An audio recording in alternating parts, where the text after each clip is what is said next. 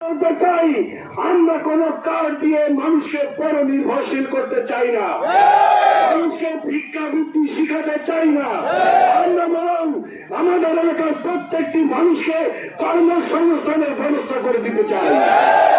মানুষ যাতে আত্মসম্মান বোধ দিয়ে বাঁচতে পারে, মানুষ যেন কারো কাছে হাত পাততে না হয়, আমরা সেই ব্যবস্থা করতে চাই। আমরা কার্ডের রাজনীতি করি না।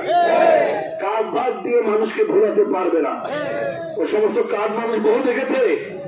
ওই আমেরিকা হলেও আমরা শুনেছিলাম 10 টাকা সেরে চাল খাওয়াবে বলেছিল না?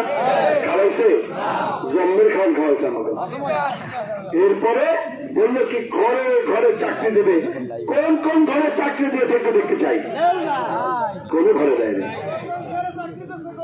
সম্মানিত ভাইরা, আমরা এই মিথ্যা ভাওতাবাজি আর প্রতারণার রাজনীতি আমরা করতে চাই না। আমাদের কথা অত্যন্ত স্পষ্ট।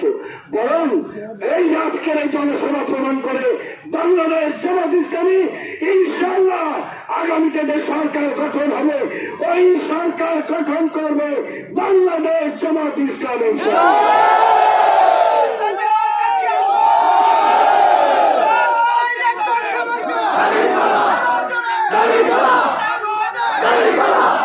এই জন্য তারা জনগণের পালস পর্যন্ত জনগণের মনের